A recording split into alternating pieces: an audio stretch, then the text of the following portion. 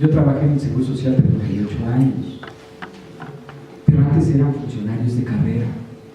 Antes, para que llegaras a un puesto X, era porque pasabas exámenes de posición, y ahora tienes a cualquier improvisado.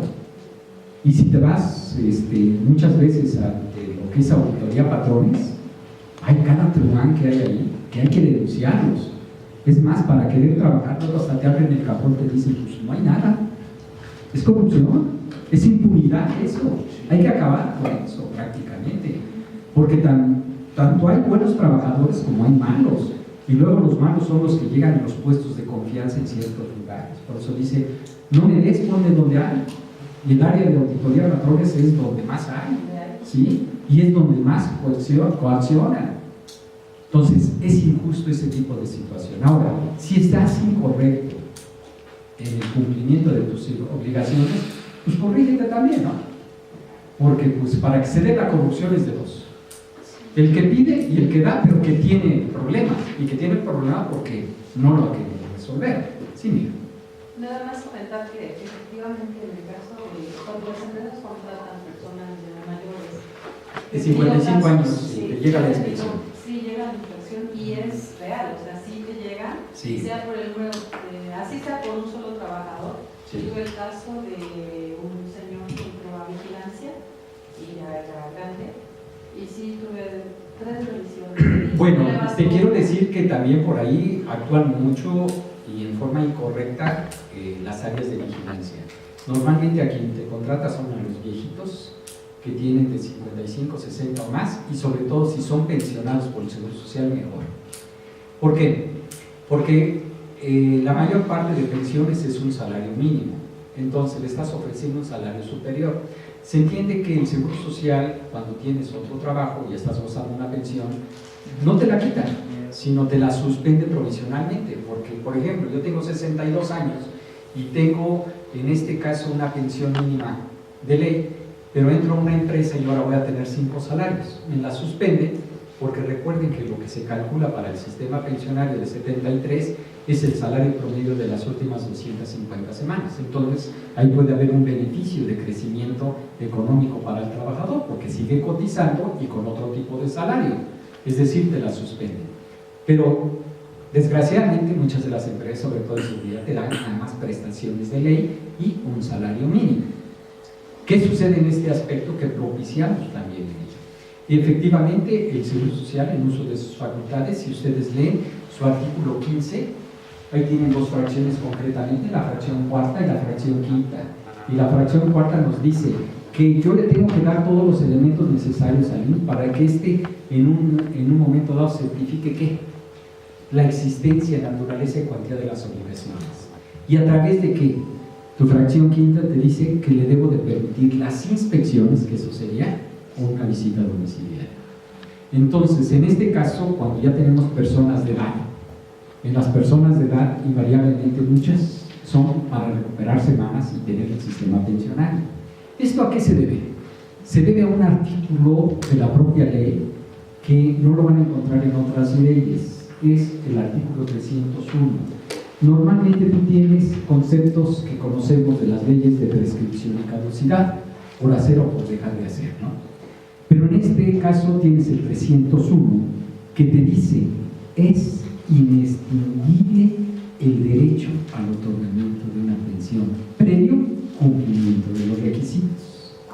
Por lo tanto, ese artículo 150 y 151 que comentábamos, de que si yo dejo de trabajar en el régimen obligatorio, ¿pierdo mis derechos? No, no los pierdo. No los pierdo.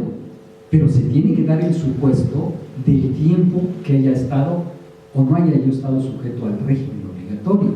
Y si es hasta 3 años, con el simple hecho que me den el reingreso, recupero esas semanas, no las pierdo. Y si es más de 3, pero menos de 6, tendría que cotizar medio año. Y recupero esas semanas. Y si en un momento dado tengo más de 6 años de no estar sujeto, tendría que cotizar 1 año, y eso es lo que llegan a buscar. Por lo tanto, el Seguro Social, en uso de sus facultades, aplica la inspección y está correcto. ¿Para qué? Para comprobar si la persona efectivamente está trabajando, que no tiene un salario mínimo profesional, porque ese es otro de los problemas. Yo contrato a un trabajador de 55 años o más, ¿sí? Y lo contrato de chofer y le doy salario mínimo. El Seguro Social no sabe, de acuerdo a este formato, cómo lo estás contratando, no tiene el contrato. ¿Y te lo puedo dar de alta con un salario mínimo? Sí, pues la ley te dice concretamente que lo máximo son 25 veces y lo mínimo un salario mínimo general de la zona. Ah, pero cuando yo voy a ver la actividad del trabajador y ese es un chofer, por ejemplo, un acomodador de estacionamiento de autos, es un salario mínimo profesional, salario superior, aunque les dé las prestaciones de ley. Entonces, en este caso, el Seguro Social como organismo público descentralizado, como autoridad fiscal autónoma en el ejercicio de sus funciones y atribuciones, que puede aplicar esas inspecciones, pero si comprueba que el trabajador tiene su contrato, está ahí, es decir, ¿qué es lo que trata de comprobar? La relación laboral. ¿Cuáles son los supuestos de una subordinación en una relación laboral? Yo tengo, en este caso, un lugar, una adscripción donde presto mis servicios, tengo una jornada de trabajo, estoy sujeto a órdenes e instrucciones del patrón y percibo una remuneración, es decir, recibo un salario. Por lo tanto, ahí se configura lo que ustedes conocen como subordinación jurídica. Y muchas veces disfrazamos también en las empresas con los honorarios o los asimilables al salario y se dan esos supuestos, lo que llega buscando el Seguro Social en la relación laboral, la dependencia, la adscripción, la jornada, el tiempo que estás dando. ¿Y qué es lo que te hace? Pues lógicamente te puede dar de baja el uso de sus facultades del 251 de la propia ley y te impone la multa correspondiente. Ahora, tiene el Seguro Social, de acuerdo a unas indicaciones internas que si tú estás dando, es decir, el Seguro Social tiene en este caso toda la información. Ellos manejan un sistema que se denomina el SINO, el Sistema Nacional de Derechos y Obligaciones, en donde tú tienes un número de seguridad social, tienes un nombre y unos apellidos, y en donde tienes, de acuerdo a ese número, toda la relación de trabajos y los salarios que tengas. Por lo tanto, te tiene plenamente identificado. Y con el número de afiliación, ¿cómo te identifican por edad? Acuérdense que su número de afiliación tiene 11 dígitos, ¿sí? ¿Los dos primeros son el año? No. Es que los dos primeros... No. Los dos primeros, ¿cuáles son? La entidad federativa, ¿sí? Acuérdense que eso se modificó. Normalmente tenía su número, ahorita Tlaxcala, ¿qué número tiene? Ya le cambiaron. Sí, a partir de la ley de 97 se cambió todo, ¿sí? O sea, por ejemplo, Puebla era 62, ahora es 48, ¿sí? Aquí también era otro número. 61, pero ahora ya los números de seguridad social los dan por internet y ahora le toca el 18 o el 43. Sí, ok, dependiendo de eso. Ahora, luego tienes los dos siguientes, ¿es el número de qué?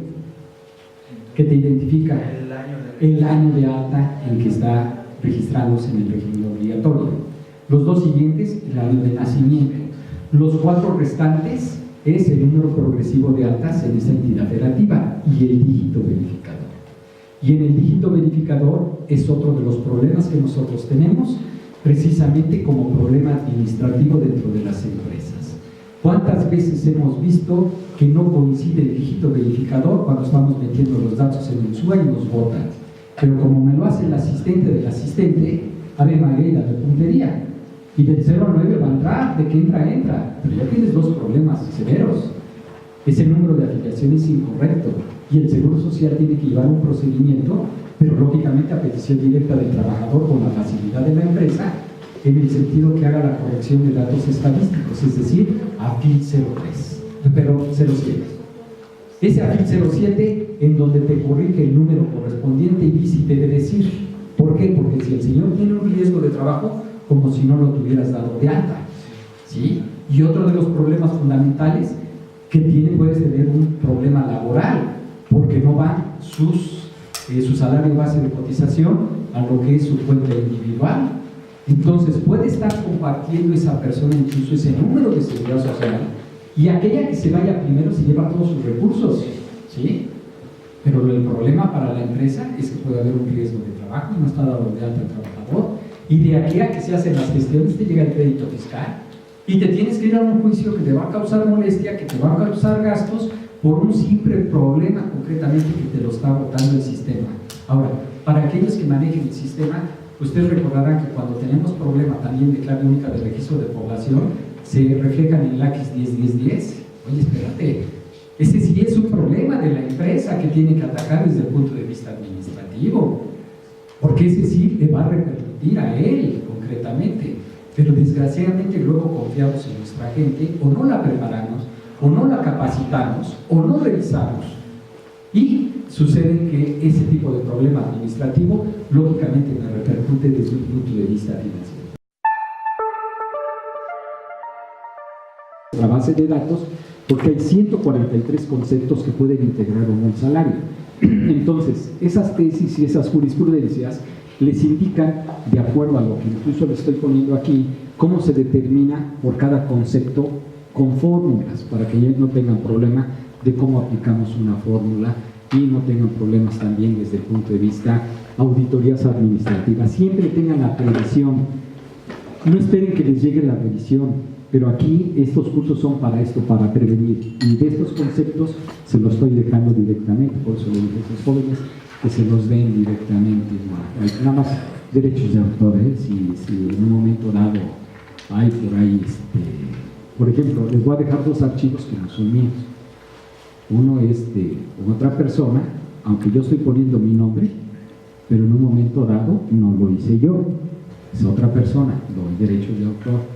Y otro que utiliza el Seguro Social, que tampoco es mío, pero que también se los puedo dejar, de los conceptos de previsión social que está tomando como base para las revisiones, ¿sí? Que también viene ahí con el sopilotito, pero ahí viene, ¿de acuerdo? Bueno, en este caso comentábamos, tengo que verificar administrativamente pues lo que es en este caso el tipo de contrato, pero también muchas veces difiere mucho un contrato individual cuando hay un contrato colectivo de trabajo o contrato ley. Acuérdense que de acuerdo a ley, las empresas que tengan 20 trabajadores o más pueden constituir un sindicato. ¿Para qué se constituye un sindicato? Para estudio, mejoramiento y defensa de los intereses del trabajador. Y para esto se firman lo que ustedes conocen como contratos colectivos de trabajo, en que siempre se están buscando, pues, lógicamente, que se implementen las prestaciones. Entonces, nuestro contrato individual de trabajo difiere muchísimo, difiere, muchas veces con las prestaciones que tienen adicionadas los contratos. ¿Por qué? Porque yo no me contrato de lo que sea, me contrato en base a un conocimiento, habilidad, destreza, competencia, pero no todos los trabajadores tienen las mismas prestaciones. Dependiendo de la actividad en ese tipo de contratación, puedo tener ciertas y determinadas prestaciones que no son dadas a todos. Desgraciadamente, volvemos al mismo problema que comentábamos al inicio de la charla. Muchas de las ocasiones, o en infinidad de ocasiones, ni siquiera una persona que está dando de alta a un trabajador tiene adjunto lo que es el contrato individual de trabajo. Por lo tanto, dalo de alta con 300 pesos. Ella lo da de alta o él lo da de alta con 300, pero no sabe cómo está compuesto ese contrato individual en cuanto a las prestaciones reales que debe de tener. Y desgraciadamente luego a veces son en forma inferior que lo estamos dando de alta, y esa diferencia nos causa problemas financieros por créditos fiscales. Bueno, ese ya comentamos es el formatito que nos causa tanto problema. Administrativamente, ¿en qué tenemos más problemas, jóvenes? En las modificaciones de salario. Las modificaciones de salario, recuerden lo que nos dice su fracción primera del artículo 15. Una de las principales obligaciones de las empresas es registrarse como patrón, porque te van a dar en este caso un registro patronal, es una chequera en blanco, ¿sí? Y esa chequera en blanco luego es mal utilizada. Luego a veces le llegan créditos fiscales por avisos de inscripción improcedente que ni siquiera, y vemos que el contador o el administrador o la persona que esté llevando la empresa operativamente dio de alta a Juan o a Pedro, que le pidió de favor que lo atendiera el Seguro Social porque tiene una enfermedad terminal o porque tiene necesidad de una operación, y lo da de alta. Y como realmente se paga por mes vencido, ¿cuándo se da cuenta ustedes? Ustedes se dan cuenta desde el punto de vista cuando se emite la EMA o la EVA, la emisión mensual anticipada de acuerdo a los datos de altas, bajas o modificaciones que tiene el Seguro Social, o la EVA bimestralmente. Lo dan de baja, pero quizás si ya le dieron las prestaciones en especie, el Seguro Social se las va a cobrar, ¿sí? Porque para poder nosotros otorgar las prestaciones en especie, se tienen que cumplir ciertos requisitos, o las prestaciones en dinero sobre todo, y esos requisitos luego nos los cobra el Seguro Social. Bueno, en este caso, ¿cómo modificamos un salario? Podemos modificarlo por el escalafón. Cuando tenemos pie de rama en las empresas, acuérdense, que yo me contrato desde auxiliar, luego tengo ayudante, oficial, coordinador, etc. ¿Qué viene a ser el escalafón? Es la categoría inmediata superior, que puede ser en forma definitiva o que puede ser en forma interina, y por el cual voy a tener otro tipo de relación de mando o bien otra obligación, pero también otro tipo de salario. ¿Tengo que hacer la modificación? Sí.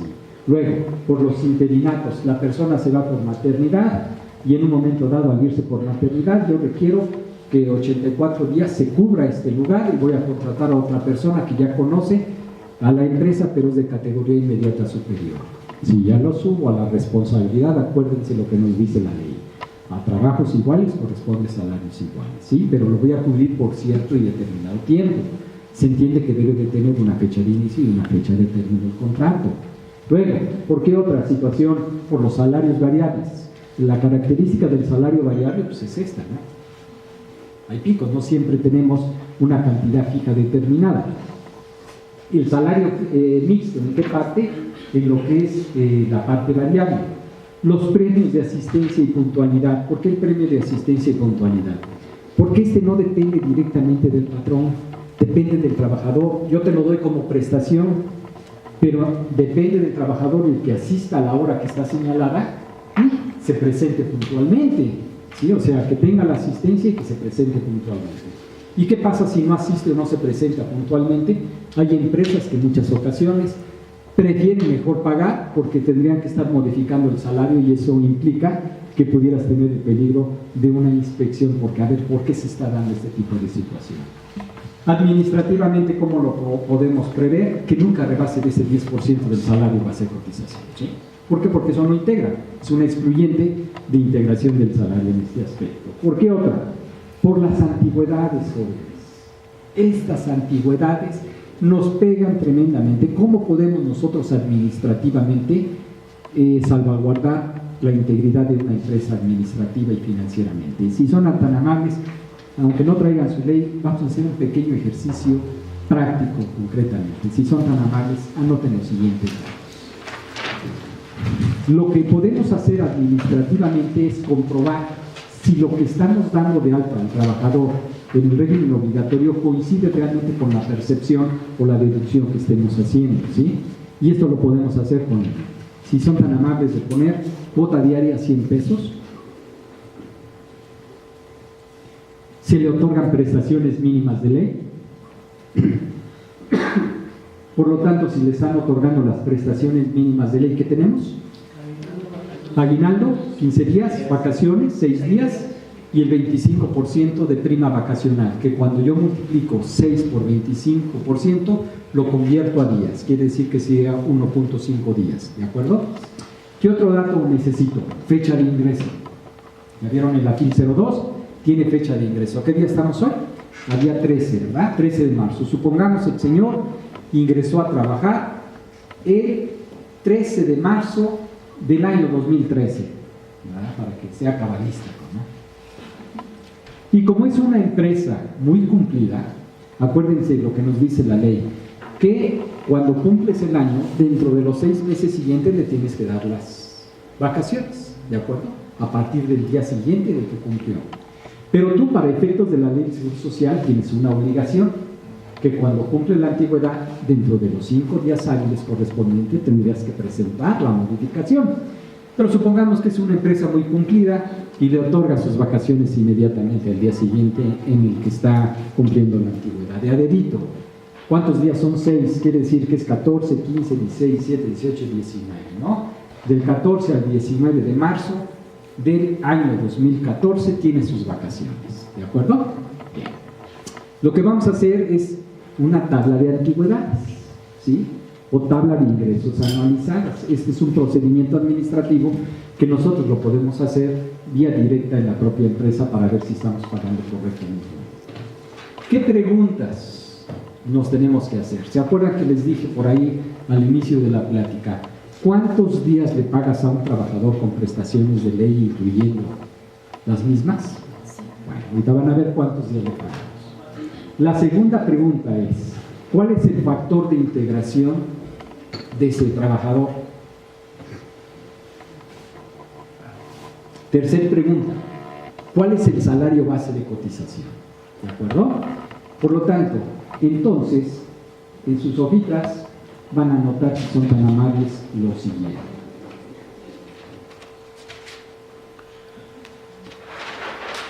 Lo siguiente sería estos datos.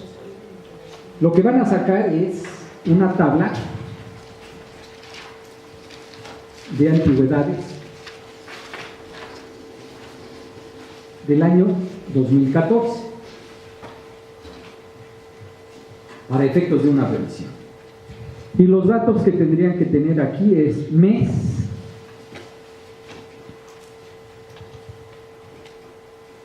días, cuota diaria, salario del periodo, aguinaldo, vacaciones, prima vacacional y un total. ¿De acuerdo? Ok. Vayamos a los supuestos que vimos ahí. ¿Cuánto dijimos que era de cuota diaria? 100 pesos. Esa no va a variar. Por lo tanto, mes, enero, ¿cuántos días naturales? ¿Cuál es la base legal de los días naturales de acuerdo a la ley del Seguro Social? Su artículo 29, fracción primera. Dice, el mes natural será el periodo de pago. La suma de días nos va a dar los 365 días, ¿de acuerdo? Entonces, mes, enero, salvo que sea bisiesto, ¿sí? Y si es bisiesto, pues sería 29 días en el mes de febrero, ¿de acuerdo? Pero esa sería la excepción.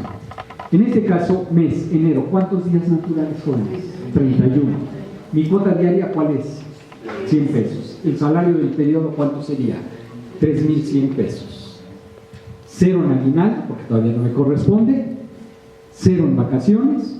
Cero en prima vacacional. Y total, 3.100 pesos. Febrero, ¿cuántos días? 28 días. La cuota no me varía, sigue siendo esos 100 pesos. Por lo tanto, el salario del periodo sería 2.800 pesos. Tus 3 ceritos en aguinaldo, vacaciones y prima vacacional. Y el total sería 2.800 pesos. Mes de marzo. ¿Cuántos días? ¿Seguro? Dice, cuando miente, miente con la certeza de que dices la verdad. ¿Seguro que 31 días? ¿Seguro que 30? Ya dudaron. O sea, ¿cuántos días tienen naturales? Pero acuérdense de los supuestos. ¿Qué dijimos? Que el Señor ingresó cuándo?